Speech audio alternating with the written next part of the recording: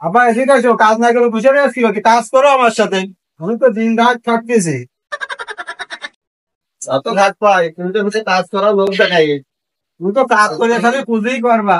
হ্যাঁ, আমি তো বুঝি করছি, তুমি শুধু লোক দেখাবা আর মিথ্যে কথা বলা। আমার দিক তো তাকাবা না। তাই তো। আমি যে কাজ করতে করতে হাতে টাইমও থাকলো না। আচ্ছা আব্বা, একটা কথা কব। কি কবি ক? আচ্ছা আব্বা, তুমি এই যে দীর্ঘমেয়াদী মিথ্যে কথা খাও, এগুলো কিভাবে খাও? কোনদিন তোমার কিছু লজ্জাও করে না? এই জড়ি কথা তেজ মারিস নে। দেরি কথা কি? তুমি, তোমার আমি গত বছর বললাম যে আমার একটা মোবাইল কিনে দাও, তুমি কইলে যে ধানুরু কিনে দিবা না। তারপরে পেলাম যে একটা সাইকেল কিনে দাও, বললে যে পাট হুটু কিনে দিবা না।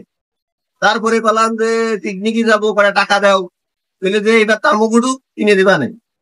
সেই ধান পাট তামুক সব উঠে গেল, তুমি কিচ্ছু কিনে দিলে না। এই যে দীর্ঘমেয়াদী মিশে কথা হয়ে গেল না? তুমি এই যে মিশে কথা গুলো কও, তুমি কোমরে যে কি করে থাকবা? তুমি যে আজ বাদে কাল মরে যাবা, তুমি কোমরে যে মিশে কথা কবা। মরার পরে খবরে যে কি করবেন তোমরা চিন্তা করার আয়োজন নেই। তাতে একটু চিন্তা হয়, তুমি যে মৃত্যুকে মৃত্যু, তুমি এই মিশে কথা খেয়ে আমার মার বিয়ে করিলে, নাহলে আমার মার কি তোমার সাথে বিয়ে হয়? তোমার কি মিথ্যে কথা কে বিয়ে করেছে?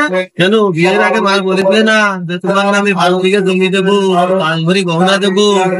এই লোক দেখেই তো তুমি মার বিয়ে করেছিলে, নাহলে মার তোমার সাথে বিয়ে করছে? কত বড় আমার বিয়ে নেওয়া মিথ্যে কথা।